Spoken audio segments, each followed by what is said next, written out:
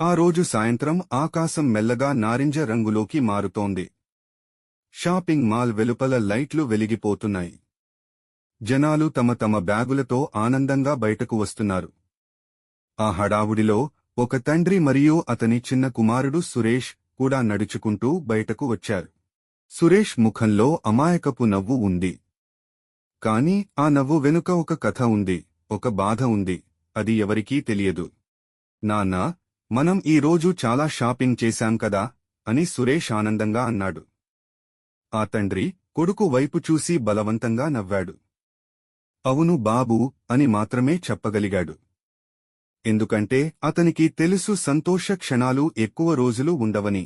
తండ్రి కొడుకులు వాళ్లు కారు దగ్గరకు చేరుకున్నారు. అప్పుడు ఒక చిన్న పేద బాలుడు వాళ్ల దగ్గరకు వచ్చాడు. అతని బట్టలు చినిగిపోయి ఉన్నాయి, కాళ్లకు చెప్పులు లేవు, కళ్లలో ఆకలి, భయం, ఆశ అన్నీ కలిసిపోయి ఉన్నాయి. అయ్యా, దయచేసి సహాయం చేయండి. నాకు వేసుకోవడానికి బట్టలు లేవు అని అతను ఏడుస్తూ అన్నాడు. ఆ మాటలు విన్న వెంటనే ఆ తండ్రి గుండె కుదేలైంది. అతను కాసేపు మౌనంగా ఆ బాలుడిని గమనించాడు. నీ పేరు ఏమిటి బాబూ అని అడిగాడు. రవి అని బాలుడు మెల్లగా అన్నాడు. నీ వయస్సెంత? 10 ఏళ్ళు. ఆ మాట విన్న వెంటనే తండ్రి ఒక్కసారిగా తన కొడుకు వైపు చూశాడు. సురేష్కు కూడా 10 ఏళ్లే. ఒక క్షణం అతని మనసులో ఎన్నో జ్ఞాపకాలు పరుగులు తీశాయి. హాస్పిటల్ గదులు, ఇంజెక్షన్లు, నిద్రలేని రాత్రులు, సురేష్ బాధతో ఏడ్చిన క్షణాలు గుర్తుకు వచ్చాయి. అతను గట్టిగా నిట్టూర్చాడు. సురేష్ అని పిలిచాడు. ఏమిటి నాన్నా? మన కొత్త బట్టల్లో కొన్నింటిని ఈ బాబుకు ఇద్దామా? వాడికి కూడా నీ వయసే. సురేష్ కాసేపు ఆలోచించాడు. ఆ తర్వాత చిరునవ్వు చిందించాడు. ఇవ్వండి నాన్న, అతనికి అవి చాలా అవసరం. ఆ సమాధానం విన్నప్పుడు తండ్రి కళ్లలో నీళ్లు నిండుకున్నాయి. వాళ్లు బ్యాగ్ తెరిచి కొత్త బట్టలు తీసి రవికి ఇచ్చారు. రవి ఆనందంతో ఉప్పొంగిపోయాడు. ధన్యవాదాలు అయ్యా అని చేతులు జోడించాడు. అయితే ఆ తండ్రి అక్కడితో ఆగలేదు. నువ్వు ఎక్కడ ఉంటావు అని అడిగాడు. వంతెన కింద అని రవి చెప్పాడు. తండ్రి ఒక్కసారిగా నిర్ణయం తీసుకున్నాడు. రా, మాతో రా.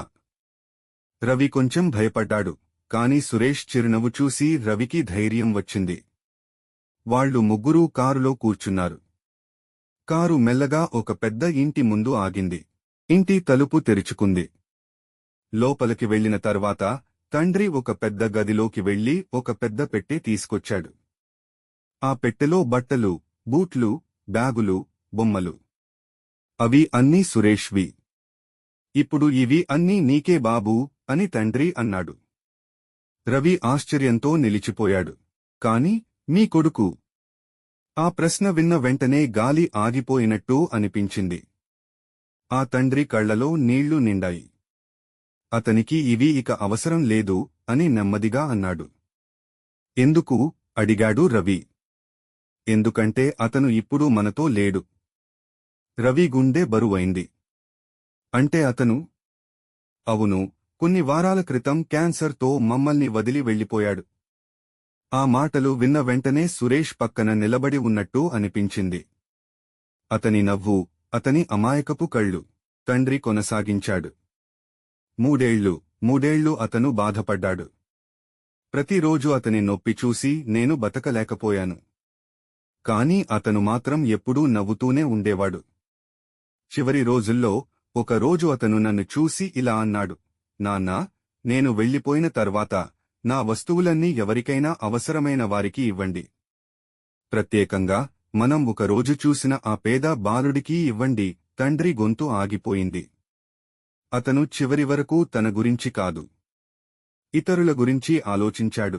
రవి కన్నీళ్లు ఆపుకోలేకపోయాడు. అయ్యా, మీ కొడుకు చాలా గొప్పవాడు. తండ్రి మెల్లగా తల ఊపాడు. నువ్వు పేదవాడివి కావచ్చు, కాని నీకు ఒక అమూల్యమైన వరం ఉంది, అది ఆరోగ్యం, జీవితం. నేను నా కొడుకు కోసం నా దగ్గర ఉన్న మొత్తం సొమ్మును ఖర్చు చేయడానికి సిద్ధంగా ఉన్నాను. కాని అతని ప్రాణాన్ని కొనలేకపోయాను. ఆ మాటలు రవి గుండెను తాకాయి. రవి తండ్రి చేతిని పట్టుకున్నాడు. నేను చదువుకుంటాను అయ్యా. నేను కూడా ఒకరోజు మంచి మనిషి అవుతాను. మీ కొడుకులాగా. ఆ తండ్రి మొదటిసారి నిజంగా చిరునవ్వు నవ్వాడు. అదే నాకు కావాలి బాబూ. ఆ రోజు తర్వాత రవి జీవితమే మారిపోయింది. ఆ తండ్రి అతనిని స్కూల్లో చేర్పించాడు. చదువు నేర్పించాడు. మంచి జీవితం ఇచ్చాడు. సంవత్సరాలు గడిచాయి. ఒకరోజు ఒక పెద్ద వేదికపై ఒక యువకుడు నిలబడి మాట్లాడుతున్నాడు. అతడే ఒకప్పటి పేదబాలుడు రవి. నా జీవితాన్ని మార్చిన ఒక మనిషి మరియు అతని కొడుకు, వాళ్ల వల్లనే నేను ఇక్కడ ఉన్నాను. జీవితం మనకు ఉన్నదాన్ని కాదు, మనం పంచుకున్నదాన్ని గుర్తుంచుకుంటుంది. జీవితం అంటేనే ఇంతే. జీవితం ఎప్పుడూ పరిపూర్ణంగా ఉండదనే సత్యాన్ని మర్చిపోయి మనం తరచుగా మన జీవితాలను ఇతరులతో పోల్చుకుంటాము. అందుకే ప్రతి ఒక్కరూ కష్టాలను ఎదుర్కోవాల్సి వస్తుంది.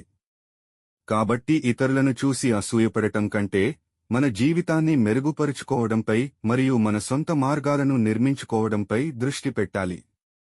మనకు లేని వాటిని చూసి బాధపడటం కంటే మనకు ఉన్నవాటి విలువను తెలుసుకోవడం ముఖ్యం. మన దృష్టి, మన దయ దాన్ని అందంగా మార్చగలవు. జీవం ఉన్నంత వరకు ఆశ ఉంటుంది. ఈ వీడియో నచ్చితే లైక్ చేయండి, షేర్ చేయండి.